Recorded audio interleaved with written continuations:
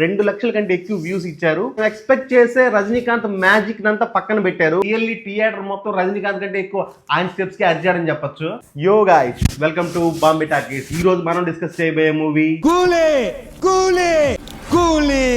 ఈ సినిమాను world wide గా 305 కోట్లకు అమ్మారు. అదే మన తెలుగు రాష్ట్రాల్లో అయితే 45 కోట్లకు అమ్మారు. వరల్డ్ వైడ్ గా 305 కోట్ల కంటే ఎక్కువ కలెక్షన్ వచ్చినట్లయితే ఈ సినిమా హిట్ అని అర్థం. సో డిస్కస్ చేద్దాం ఈ రోజు ఈ సినిమా రిజల్ట్ ఎలా ఉందో. అండ్ టాపిక్ లోకి వెళ్లే ముందు థ్యాంక్ యూ వెరీ మచ్. నా last Kingdom review video short కి 2 లక్షల కంటే ఎక్కువ వ్యూస్ ఇచ్చారు. So please subscribe and support my channel. ఇక కథ విషయానికి వస్తే, ట్రైలర్ లో చూపించినట్టే రజనీకాంత్ కు ఒక ఫ్రెండ్ ఉంటాడు.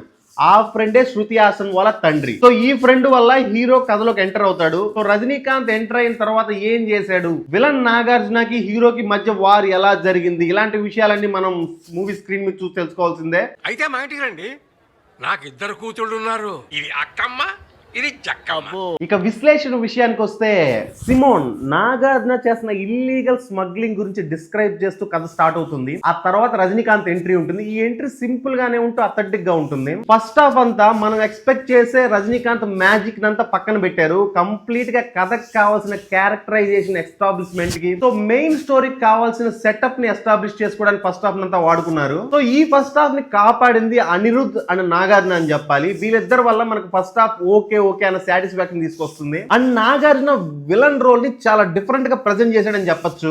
ఎందుకంటే అక్కడక్కడ మనం హీరో విలన్ కన్వర్సేషన్ ఎలా ఉంటుందంటే, సిచ్యువేషన్ బట్టి చాలా ఫ్రెండ్లీగా కూడా ఉంటుంది.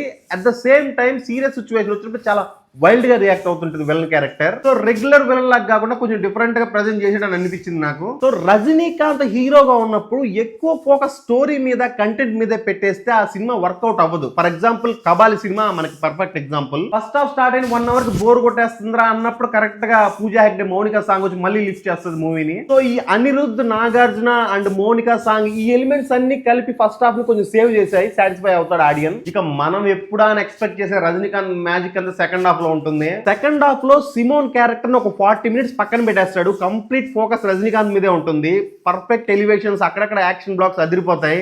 రజనీకాంత్ ఫ్యాన్స్ అయితే బట్టలు చింపేసుకుంటారని చెప్పొచ్చు. కానీ సెకండ్ హాఫ్ లో ఒక ఫైట్ సీన్ ఉంటుంది, అక్కడ విఎఫ్ఎక్స్ వాడాడు. ఎవరో బాడీకి రజనీకాంత్ ఫేస్ పెట్టి ఫైట్ చేస్తున్నట్టు ఈజీగా తెలిసిపోతుంది.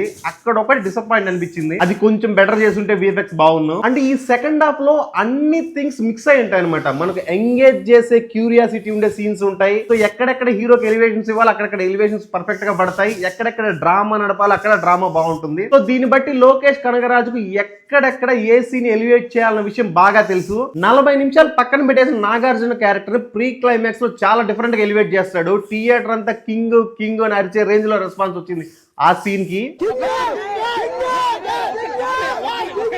కానీ క్లైమాక్స్ లో నాగార్జున ఫ్యాన్స్ కొంచెం డిసప్పాయింట్ అవుతారు. ఇద్దరికి ఒక విషయం చెప్తున్నారా, మీరు మేము బాగున్నప్పుడు చెప్పించాల్సిందిరా, ఆల్రెడీ మేము నాగిపోయాం. ఇక శృతి హాసన్ క్యారెక్టర్ అయితే సినిమా మొత్తం ఎవరో ఒక చేతిలో ఇబ్బంది పడుతూనే ఉంటుంది. అమ్మ జీవితం గుళ్ళో కెట్ట కొట్టినట్టు ప్రతి కొట్టడమే. ఇక ఈ సినిమాలో పర్టికులర్ గా మాట్లాడాల్సిన క్యారెక్టర్ షౌబిన్ షాహీర్, మన మలయాళం యాక్టర్ షౌబిన్ షాహీర్. ఈ షౌబిన్ షాహీర్ దయాల్ రోల్ ప్లే చేశాడు. ఈ దయాల్ రోల్ ఎలా ఉంటుందంటే, సిచ్యువేషన్స్ బట్టి ఎలా అన్నా మౌల్డ్ అవ్వగలుగుతాడు అతను. చాలా కన్నింగ్ గా, చాలా వైల్డ్ గా ఊసరవెల్ ఉంటుంది అతని క్యారెక్టర్. దాన్ని చాలా బాగా ప్లే చేశాడు. రజనీకాంత్, నాగార్జున ఫ్యాక్టర్ ను పక్కన పెడితే ఈ సినిమాకి మెయిన్ హైలైట్ ఆయన క్యారెక్టరైజేషన్. ఆయన డాన్స్ కూడా చాలా సర్ప్రైజ్ చేస్తుంది. ఒక మొరట మనిషి డాన్స్ చేస్తే ఎలా ఉంటుంది అలా వేసాడు.